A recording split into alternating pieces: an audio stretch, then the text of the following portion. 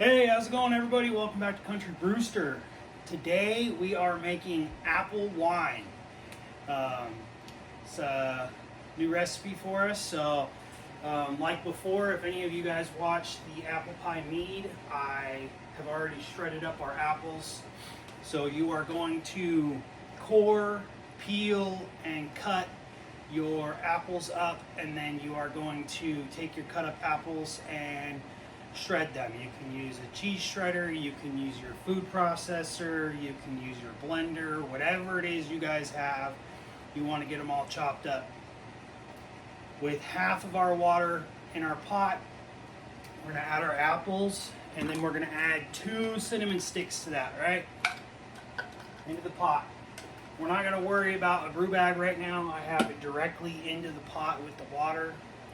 When we go to add it to our bucket, we're going to strain it through the brew bag then. So what we're going to do right now is we're going to heat this up. Usual, we're just looking for a low simmer, something like that. This is going to help kill any, wild yeast or anything that might still be on these apples. That is why we peel them, is to get rid of any bacteria or wild yeast that might be on them. Now we're going to essentially boil them on a low simmer. We're going to do that for about a half hour, nice low simmer. Try and get as much out of these apples as we can. I am making a 3-gallon batch. I will, at the end of the video, as I usually do, show the ingredients list for a 1-gallon batch for those of you that don't want to do a 3-gallon batch. So in my pot, I have 6 pounds of Honeycrisp shredded apples, and you guys watched me just now add in the 2 cinnamon sticks. So I'm going to get this heated up. Once it's to temp, we're looking about 160, 170 on the water. Once it's there, I'm going to set a timer for 30 minutes, and then I'll bring you guys back once we're done with that half hour. So I hope you guys enjoy this video and this recipe, and I'll see you guys in a few minutes. I also want to add real quickly, everything has already been cleaned and sanitized, obviously. I do that off camera before I start filming. During this heating up process and this low boil, we do not want the lid on this pot. We want to leave it off. We don't want to get any funky flavors or anything like that from it all being trapped in there. So that's what we're going to do. I just wanted to add those couple things in. I'll see you guys back here in a few minutes.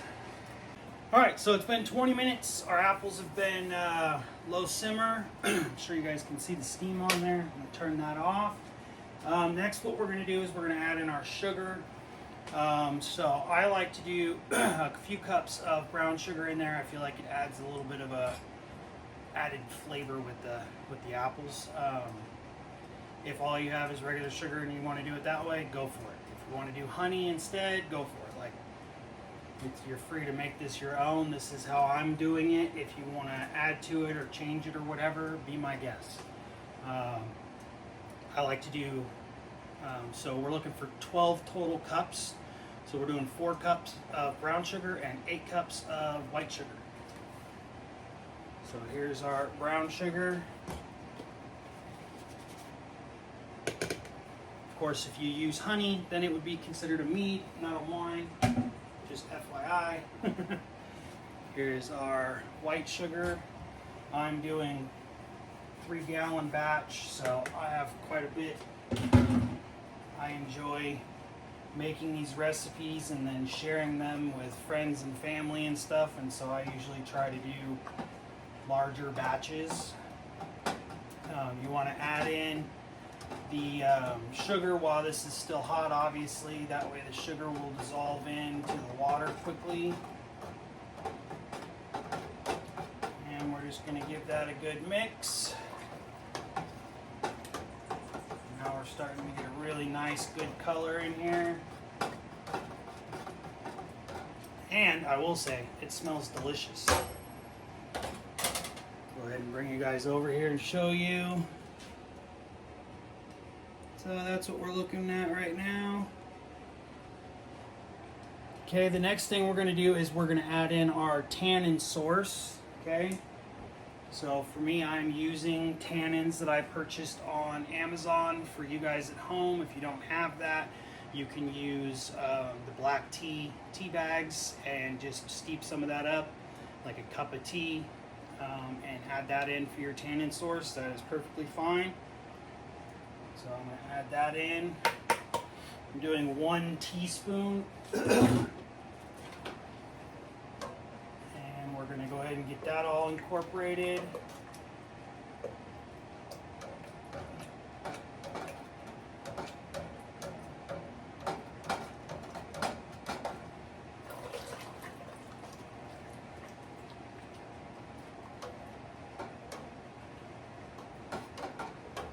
Now this wine is going to take quite a while to clear. I've learned with apples over the years, they tend to take a while to clear up. If you want to let it go longer than I do and get it nice and crystal clear, you're more than welcome to do that. You can, when I rack it and then bottle it, you're more than welcome to rack it and leave it in secondary and just leave it there, you know, for as long as you want, until it's as clear as you want it to be. If you're looking for a really nice crystal clear, you know, wine. For some things I do like that. For other things I kind of like the rustic, cloudy look that you get. So it all depends on my mood and situation for that particular brew. The other thing we're going to go ahead and add in at this time is going to be our acid blend, which we're just using lemon juice, right? So I'm doing 1 teaspoon. For you guys at home, it would be 1/4 of a teaspoon or 1/4 of a lemon squeezed. Any of those things work. I just buy big things of lemon juice and do it that way. We're going to go ahead and get that well incorporated in here. Alright, so what we're going to do at this point, now that our temperature is off and we have the bulk of our ingredients all in here, is we're going to let this just sit here and hang out on the stove, probably for a half hour or so. That's going to allow all those flavors to really come out in those apples and everything be combined really well. It's also going to help bring this temperature down. I only started with 1 gallon of water this time, so my pot didn't fill up too much because I knew I was going to be putting quite a bit of sugar in there and the volume was going to come up. So I do have plenty to add in to cool it back down. We're not even going to be pitching yeast today. Once this part is done, I'm going to add in pectic enzyme, and we're going to let that sit and work for 12 to 24 hours. And then we're going to, tomorrow, which for you guys it'll be instantaneously, but tomorrow I will pitch the yeast and bring you guys back for that part of the process and all that good stuff. But for right now, we're just going to let this hang out on the stove for about a half hour and just kind of let everything settle and cool down a little bit. And once that's done, I will bring you guys back. It's been 30 minutes. We've been letting that hang out, letting all those flavors come together. I just took our starting gravity. That is 1060, so that'll be what you guys are looking for when you make this at home. I added in the remainder of our water to bring this up to 3 gallons, because again, I'm making a 3-gallon batch. The next thing we're going to do is go ahead and add in our yeast nutrient. So I'm using Fermento. Go ahead and add that in. Alright, so as I said before, I'm going to pitch the pectic enzyme, and then I'm just going to put this away, and I will come back tomorrow and we will get ready to pitch our yeast. So I hope you guys enjoyed this.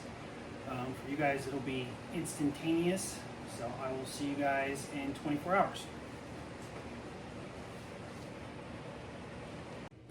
Alright, so it's been 24 hours since we started this recipe. I put the pectic enzyme in there yesterday. So now we're going to go ahead and put our yeast in. We're going to let this sit with the fruit in there for 9 days, just like we do with most of my recipes. In 9 days, we will reach in, grab the brew bag out, wring it out a little bit. Be careful not to squeeze it too hard. Pull the fruit and then reseal it and leave it for another week or two. And then we'll rack it. When we get to that point, I will bring you guys back and we'll do that video. But for right now, we're just going to do this and get this yeast in there so we can get this brew started up here.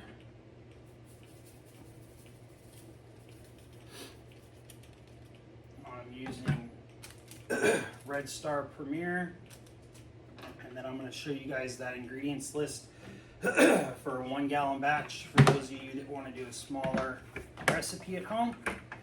And that's it. So I hope you guys enjoyed this video, and I'll catch you guys on the next one.